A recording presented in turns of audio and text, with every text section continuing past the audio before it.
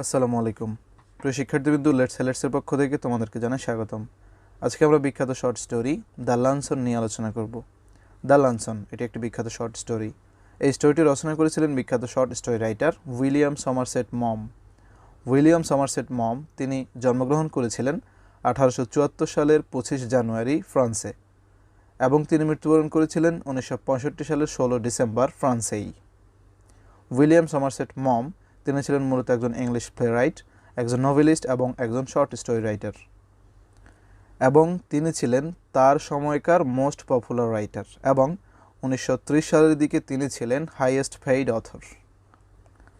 তার নোটেবল ওয়ার্কসগুলোর মধ্যে অন্যতম হল the moon and expense of human bondage, the razor's edge, the painted veil, rain, ETC. The luncheon এটি হচ্ছে একটি শর্ট স্টোরি। আমরা জানি শর্ট স্টোরি কি। শর্ট স্টোরি হচ্ছে একটি ব্রিফ ফিকশনাল প্রোজ ন্যারেটিভ, যেটি একটি নোভেল থেকে ছোট হয়ে থাকে এবং যেখানে অল্প কিছু সংখ্যক ক্যারেক্টার থাকে। আর এই শর্ট স্টোরিগুলোর টাইপিক্যালি রেঞ্জ হয়ে থাকে সর্বনিম্ন 1600 ওয়ার্ড থেকে শুরু করে সর্বোচ্চ 20,000 ওয়ার্ড পর্যন্ত। আর এটি হচ্ছে একটি শর্ট স্টোরি কারণ একটি শর্ট স্টোরির যেই ফিচার্সগুলো রয়েছে সবগুলো আমরা এই স্টোরিতে দেখতে পাই। তো গাইস, এখন আমরা এই স্টোরিটির ব্যাকগ্রাউন্ড সম্পর্কে ডিসকাস করব। এই স্টোরিটির পেছনে একটি সুন্দর ব্যাকগ্রাউন্ড রয়েছে, আর সেটি হলো this story is written in the light of William Somerset Maugham's own real life experience. Many years earlier, when he was a struggling writer, he got some bitter experience from a lady. Actually, the story is his real life experience. অর্থাৎ আমরা বুঝতে পারি এই short স্টোরিটির রচয়িতা William Somerset Maugham তিনি তার নিজের জীবনের ঘটে যাওয়া কিছু অভিজ্ঞতা এই স্টোরিটিতে তুলে ধরার চেষ্টা করেছেন। কয়েক বছর পূর্বে তিনি যখন একজন স্ট্রাগলিং রাইটার ছিলেন, সেই সময় তিনি একজন লেডি বা মহিলার কাছ থেকে কিছু বিটার এক্সপিরিয়েন্স বা তিক্ত অভিজ্ঞতা পেয়েছিলেন, আর সেই তিক্ত অভিজ্ঞতার ঘটনাগুলো তিনি নিজেই তার স্টোরিটিতে তুলে ধরার চেষ্টা করেছেন। অর্থাৎ উইলিয়াম সমারসেট মম তিনি তার নিজের জীবনের ঘটে যাওয়া ঘটনাগুলো নিজেই এই স্টোরিটিতে একজন ন্যারেটরের মাধ্যমে তুলে ধরার চেষ্টা করেছেন। একজন নারী থেকে তিনি কি বিটার এক্সপিরিয়েন্স বা তিক্ত অভিজ্ঞতা পেয়েছিলেন সেগুলো আমরা এই স্টোরিটির প্লট আলোচনা করলে জানতে পারবো। So now we can say this is an autobiographical short story. এটি হচ্ছে মূলত একটি আত্মজীবনীমূলক ছোট গল্প। এখন তোমরা ফার্স্ট ইয়ারের হয়তো অনেকেই জানো না যে অটোবায়োগ্রাফিক্যাল স্টোরি কাকে বলে। Autobiographical fiction or story refers to a story that uses made-up characters and events to represent an author's actual experience. অর্থাৎ অটোবায়োগ্রাফি বা আত্মজীবনীমূলক ফিকশন বা স্টোরি বলতে ওই স্টোরিগুলোকে বোঝানো হয় যেখানকার ক্যারেক্টার অথবা ঘটনাগুলো ওই স্টোরির অথরের নিজের অভিজ্ঞতা থেকে লেখা হয়ে থাকে। অর্থাৎ যখন একজন ব্যক্তি জীবিত থাকা অবস্থায় তিনি নিজে কোনো স্টোরিতে ঘটনা কিংবা ক্যারেক্টারের চরিত্রের মাধ্যমে তিনি তার নিজের জীবনের এক্সপিরিয়েন্স বা অভিজ্ঞতাগুলোকে ওই স্টোরিটিতে ব্যক্ত করার চেষ্টা করেন, সেটিকে অটোবায়োগ্রাফিক্যাল স্টোরি বা আত্মজীবনীমূলক গল্প বলা হয়। এটিও একটি অটোবায়োগ্রাফিক্যাল শর্ট স্টোরি কারণ এই শর্ট স্টোরিটিতে উইলিয়াম সমারসেট মম তিনি একজন চরিত্রের মাধ্যমে তার নিজের জীবনের ঘটে যাওয়া কিছু অভিজ্ঞতা শেয়ার করার চেষ্টা করেছেন। আশা করি বুঝতে পেরেছ। দ্য লাঞ্চন এই স্টোরিটি তিনি লিখেছিলেন 1924 সালের মার্চ মাসে এবং এটি প্রকাশিত হয়েছে 1924 সালের মার্চ মাসেই। অর্থাৎ যেই মাসে তিনি এটি লিখেছেন সেই মাসেই এই স্টোরিটি প্রকাশিত হয়েছে। আর এই স্টোরিটিতে টোটাল পেজ রয়েছে মাত্র 60টি। তো গাইজ, এখন আমরা এই স্টোরিটির টাইম সেটিং সম্পর্কে ডিসকাস করব। The story is set in Paris and can be divided into 3 parts. Part 1 present মানে বর্তমান, পার্ট 2 20 ইয়ার্স আর্লিয়ার 20 বছর পূর্বে, অ্যান্ড পার্ট 3 প্রেজেন্ট। অর্থাৎ এই স্টোরিটির প্লটকে আমরা 3 ভাগে দেখতে পাবো। এখানে যে টাইম সেটিংকে দেখানো হয়েছে সেখানে 3 ভাগের প্রথম হচ্ছে বর্তমান, অর্থাৎ যখন তিনি এটি রচনা করেছিলেন। আমরা জানি এটি তিনি রচনা করেছিলেন 1924 সালে। ওই 1924 সালটা হচ্ছে ফার্স্ট পার্টের টাইম সেটিং। আর সেকেন্ড পার্টের টাইম সেটিং হচ্ছে 20 ইয়ার্স আর্লিয়ার, 20 বছর পূর্বে। তিনি যেহেতু 1924 সালে এটি লিখেছিলেন, এর 20 বছর পূর্বে অর্থাৎ 1904 সাল হচ্ছে এই স্টোরিটির সেকেন্ড পার্টের টাইম সেটিং। এবং থার্ড পার্ট বা সর্বশেষ পার্টের টাইম সেটিং হচ্ছে প্রেজেন্ট অর্থাৎ 1924 সাল। সহজভাবে যদি আমরা বলি, এই স্টোরিটির টাইম সেটিংকে 3 ভাগে দেখানো হয়েছে। যে প্লট আমরা দেখতে পাবো ওই প্লটকে 3 ভাগে দেখানো হয়েছে। ফার্স্ট প্লট সেটি হচ্ছে তৎকালীন সময় যখন তিনি রচনা করছিলেন অর্থাৎ 1924 সাল, প্রেজেন্ট। আর পার্ট 2 হচ্ছে 20 ইয়ার্স আর্লিয়ার, 20 বছর পূর্বে, যে সময়টি হচ্ছে 1924 সালে যেহেতু তিনি লিখেছেন, 20 বছর পূর্বে মানে হচ্ছে 1904 সাল। এবং পার্ট 3 হচ্ছে প্রেজেন্ট বা 1924 সাল। এই টাইমটি হচ্ছে মূলত এই স্টোরিটির এক্স্যাক্ট টাইম সেটিং। আর এই স্টোরিটির প্লেস সেটিং হচ্ছে প্যারিস, যেটি ফ্রান্সের রাজধানী। অর্থাৎ এই স্টোরিটির প্লটে আমরা যে ঘটনা প্রবাহগুলো দেখতে পাবো সবগুলোই ফ্রান্সের প্যারিসে সংঘটিত হয়েছিল। তো গাইস, এখন আমরা এই স্টোরিটির ক্যারেক্টারসগুলো সম্পর্কে ডিসকাস করব। এই চমৎকার স্টোরিটিতে বেশি ক্যারেক্টার নেই, মাত্র 3টি ক্যারেক্টার রয়েছে। প্রথম এবং প্রধান ক্যারেক্টার তিনি হলেন দ্য ন্যারেটর, একজন বর্ণনাকারী। ক্রিটিকদের মতে এই বর্ণনাকারী হচ্ছেন মূলত উইলিয়াম সমারসেট মম নিজেই। অর্থাৎ উইলিয়াম সমারসেট মম এই বর্ণনাকারীর মাধ্যমে তিনি তার নিজের জীবনের ঘটে যাওয়া কিছু অভিজ্ঞতা এই স্টোরিটিতে ব্যক্ত করেছিলেন। স্টোরিটির প্লটে আমরা এই ন্যারেটরকে দেখতে পাবো, তিনি ফ্রান্সের রাজধানী প্যারিসে বসবাস করছেন।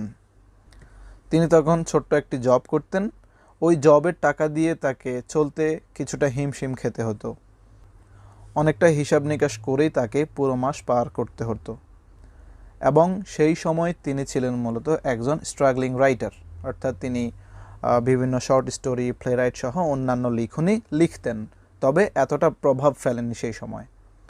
স্টোরিটির প্লটে আমরা দেখতে পাবো যে এই ন্যারেটরের একটি লিখনির সুনাম করেছিলেন অন্য আরেকজন টকেটিভ লেডি বা একজন বাছাল মহিলা। ওই মহিলা দ্য ন্যারেটরের একটি বই পড়ে তার খুব সুনাম করে একটি চিঠি পাঠিয়েছিলেন, এবং সেই চিঠি আদান প্রদানের মাধ্যমে এই ন্যারেটরের সাথে ওই টকেটিভ লেডির সাথে পরিচয় হয়। এবং স্টোরিটির প্লটে আমরা দেখতে পাবো যে তাদের দুজনের একদিন একটি হোটেলে মিট হয়, সাক্ষাৎ হয় লাঞ্চ করার জন্যে। সেখানে এই ন্যারেটরের সাথে ওই টকেটিভ লেডির সাথে কিছুটা তিক্ত অভিজ্ঞতা পেতে হয়েছিল। অর্থাৎ তিনি ওই মহিলাকে যেমনটা ভেবেছিলেন ওই মহিলাটা আসলে তেমন নয়। ওই মহিলাটি হচ্ছে মূলত বাছাল প্রকৃতির একজন খাদক মহিলা, খুব বেশি খেতে পারেন। যাই হোক, বিস্তারিত আমরা স্টোরিটির প্লটে দেখতে পাবো। এর পরবর্তী দ্বিতীয় ক্যারেক্টার হচ্ছে এই টকেটিভ লেডি, একজন বাছাল মহিলা। এই মহিলাটি হচ্ছেন 40 বছর বয়স্ক একজন নারী, যিনি দ্য ন্যারেটরের অর্থাৎ বর্ণনাকারীর একটি বই পড়ে কিছুটা অবাক হয়েছেন এবং তিনি একটি চিঠির মাধ্যমে দ্য ন্যারেটরের কাছে কৃতজ্ঞতা প্রকাশ করেছেন। এর মাধ্যমে তাদের দুজনের পরিচয় হয়। পরবর্তীতে এই টকেটিভ লেডি ন্যারেটরকে বলে যে আমি ফ্রান্সের উপর দিয়ে আমি স্কটল্যান্ডে যাবার সময় আপনার সাথে দেখা করতে চাই, আপনি কি সময় দিতে পারবেন? তখন ন্যারেটর রাজি হয়ে যায়। তারা দুজন একটি বড় রেস্টুরেন্ট, যেটির নাম হচ্ছে ফয়ার্স, সেখানে দেখা করেন এবং সেখানে তারা লাঞ্চ করেন। আর তিনি বলেছিলেন তিনি খুব বেশি খেতে পারেন না, একটির বেশি তিনি খেতে পারেন না, খুব কম খান। এভাবে বলে বলে তিনি অনেক বেশি খেয়ে ন্যারেটরের কাছে যে টাকা ছিল সবগুলো টাকা শেষ করে ফেলেছেন, যার কারণে ন্যারেটর এই মহিলাকে অভিশাপ দিয়েছিল। যে অভিশাপটি একটা সময় কবুল হয়ে যায়। কবুল হয়ে ওই নারীর কী পরিণতি হয়েছিল সেটি আমরা প্লটে দেখতে পাবো। যাই হোক, এর পরবর্তী তৃতীয় ক্যারেক্টার হচ্ছে এ ওয়েটার, একজন ওয়েটার। সে হচ্ছে মূলত আমরা একটু আগে যেটা শুনেছি যে দ্য ন্যারেটর এবং ওই টকেটিভ লেডি যেই রেস্টুরেন্টে দেখা করেছিলেন সেই রেস্টুরেন্টের একজন রেস্টুরেন্ট বয় বা ওয়েটার হচ্ছে তিনি। স্টোরিটির প্লটে আমরা তাকেও কিছু কিছু জায়গা দেখতে পাবো যখন সে খাবার এনে দিচ্ছিল বা অর্ডার নিচ্ছিল সেই সময়ে। তো এই তিনজন হচ্ছে মূলত এই স্টোরিটির প্রধান চরিত্র। আশা করি বুঝতে পেরেছো। তো গাইস, এখন আমরা এই স্টোরিটির থিমসগুলো প্রসঙ্গে ডিসকাস করব। স্টোরিটিতে কয়েকটি গুরুত্বপূর্ণ থিমস রয়েছে। প্রথম যেটি সেটি হলো অ্যাপিয়ারেন্স ভার্সাস রিয়ালিটি। অ্যাপিয়ারেন্স যার অর্থ হচ্ছে রূপ বা চিন্তা, অর্থাৎ চিন্তা বনাম বাস্তবতা।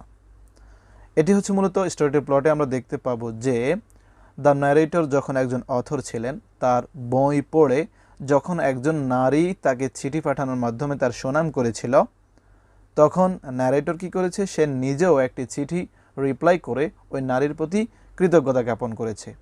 এতে করে তাদের নিজেদের মাঝে কিছু বাদানুবাদ হয়, আর সেই কথোপকথন থেকে ন্যারেটর ওই লেডিকে মনে মনে ভাবতে শুরু করে যে ওই লেডি হচ্ছে একজন শিক্ষিতা, রূপবতী, গুণবতী, কম বয়সী, এমনটা ভাবতে শুরু করে, অর্থাৎ একজন স্মার্ট লেডি হিসেবে সে চিন্তা করতে শুরু করে। যার কারণে তাদের কথোপকথনের মাধ্যমে, অর্থাৎ চিঠি আদান প্রদানের মাধ্যমে ওই নারী ন্যারেটরকে বলেছে যে আমরা কি মিট করতে পারি একটি রেস্টুরেন্টে। তখন ন্যারেটর ওই নারীকে খুব আকর্ষণীয়, মার্জিত, শিক্ষিত ভেবে তার সাথে দেখা করতে রাজি হয়। অর্থাৎ সে কল্পনা করে যে এই নারী হচ্ছে সব রকম গুণের অধিকারী, এক কথায় স্মার্ট লেডি, যার কারণে সে দেখা করতে রাজি হয়। যখন সে দেখা করার পর সে ব্যাপারটা খুব উল্টো দেখতে পায়। সে দেখতে পায় যে ওই মহিলা আসলে কম বয়সী নয়, তার বয়স 40, এবং দেখতে শুনতে এতটা সুন্দর নয়, এবং সবচাইতে বড় ব্যাপার যেটি সেটা হচ্ছে এই মহিলার আচরণ ভঙ্গিমাটা এতটা স্মার্ট নয়। এবং যখন তারা দেখা করেছিলেন, ন্যারেটরের মনে এটা চিন্তা ছিল যে তারা খুব বেশি কিছু খাবেন না, অল্প কিছু খেয়ে বেরিয়ে পড়বেন। এবং শুরুতেও দেখা যাচ্ছে যে ওই লেডি বলেছিল সে খাবার খেতে একটির বেশি দ্বিতীয়টি খেতে পছন্দ করেন না।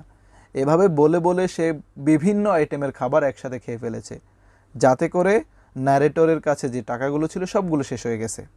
ন্যারেটর কল্পনাও করেননি যে বাস্তবে এমনটা ঘটতে যাচ্ছে, কিন্তু সেটিই ঘটেছে। অর্থাৎ নিজের রূপ বা চিন্তা এক ধরনের, আর রিয়েলিটি সেটি নয়, রিয়েলিটি ঠিক এর উল্টো হতে পারে।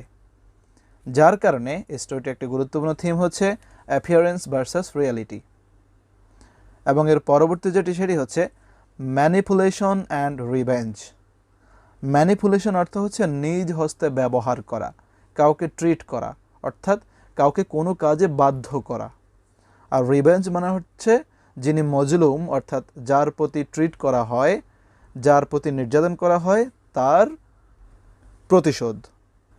এটির ব্যাখ্যা করতে যদি আমরা স্টোরিটির প্লটে যাই, আমরা দেখতে পাবো যে যখন তারা দুজন দেখা করেছিলেন, দেখা করার পর ওই নারী বিভিন্নভাবে ন্যারেটরকে ইচ্ছার বিরুদ্ধেও বাধ্য করেছিল বিভিন্ন মাধ্যমে। সেটা হচ্ছে কি, ন্যারেটর চাচ্ছিলেন যে যেন ওই নারী তেমন কিছু না খায়, কিন্তু নারী বিভিন্ন কথার মাধ্যমে ওই ন্যারেটরকে পটিয়ে বিভিন্ন ধরনের খাবার খেয়ে ন্যারেটরকেই বিল দেয়। অর্থাৎ সে জোর করে অন্যায়ভাবে অন্য কারোর প্রতি নিজ হস্তে ব্যবহার করছিল বা শাসন করছিল অথবা ট্রিট করছিল, যেটি একদম উচিত হয়নি। যার ফলশ্রুতিতে কি হয়েছে, স্টোরিটির প্লটের একদম শেষে আমরা দেখতে পাবো যে যখন তাদের দুজনের 20 বছর পরে দেখা হয়েছে, তখন ন্যারেটর দেখতে পান যে ওই নারী অনেক বেশি মোটা হয়ে গিয়েছে, এত মোটা হয়ে গিয়েছে যে কোনো স্বাভাবিক মানুষ এতটা মোটা নয়। তখন তিনি মনে করেন যে আজ থেকে 20 বছর পূর্বে এই নারী একটি রেস্টুরেন্টে আমার প্রতি অনেক নির্যাতন করেছিল, যার রিভেঞ্জ বা প্রতিশোধ স্বরূপ দেখতে পাচ্ছি যে ওই নারী এত বেশি মোটা হয়েছেন, যেটি আমরা বলতে পারি এই নারীর কুকর্মের ফল। অর্থাৎ এই থিমের মোরাল যেটা সেটা হচ্ছে, কোনো মানুষ যদি কারো প্রতি কোনো ধরনের বাধ্য দেখায় বা নিজের কর্তৃত্ব দেখাতে চায় বা জুলুম করে, তাহলে অবশ্যই তাকে সেই কর্মের ফলাফল পেতে হবে। এবার সেটি সেই মানুষের দ্বারা হোক অথবা দ্য ল অফ নেচারের মাধ্যমে হোক, তবে তাকে তার কর্মফল পেতেই হবে, যেটি আমরা স্টোরির প্লটেও দেখতে পেয়েছি। যার কারণে আরেকটি গুরুত্বপূর্ণ থিম ম্যানিপুলেশন অ্যান্ড রিভেঞ্জ। তো এ দুটি হচ্ছে মূলত এই স্টোরিটির থিমস। আশা করি বুঝতে পেরেছ। আর হ্যাঁ, এটি হচ্ছে এই স্টোরিটির ফার্স্ট পার্টের আলোচনা, যেখানে আমরা এই স্টোরিটির ব্যাকগ্রাউন্ড, ক্যারেক্টার, সেটিংস, থিমস সহ গুরুত্বপূর্ণ ইনফরমেশনগুলো নিয়ে আলোচনা করেছিলাম। আর দ্বিতীয় পার্টে আমরা এই স্টোরিটির ক্রিটিক্যাল সামারি, সিম্বল সহ আরও কিছু প্রশ্ন উত্তর নিয়ে আলোচনা করব। যেহেতু ফার্স্ট পার্টটি দেখেছো, অবশ্যই সেকেন্ড পার্টটি দেখে নিবে, তাহলে স্টোরিটি খুব ভালোভাবে বুঝতে পারবে। দেখা হচ্ছে সেকেন্ড পার্টে। সে পর্যন্ত ভালো থাকো, সুস্থ থাকো। ধন্যবাদ।